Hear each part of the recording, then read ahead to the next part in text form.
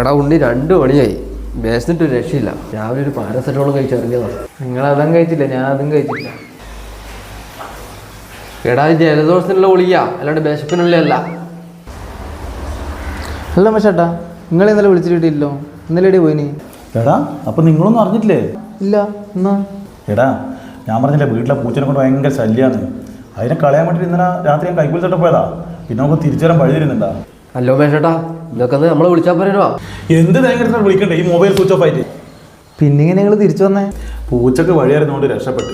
അത് ഭാഗ്യത്തിന് വെള്ളപ്പൂച്ചു. അതിൻ്റെ ബേക്കിൽ തന്നെ ഞാൻ വന്ന്. മേശേട്ടാ, കറുത്ത പൂച്ചയാക്ക് നിങ്ങളെ പെട്ടേനെ.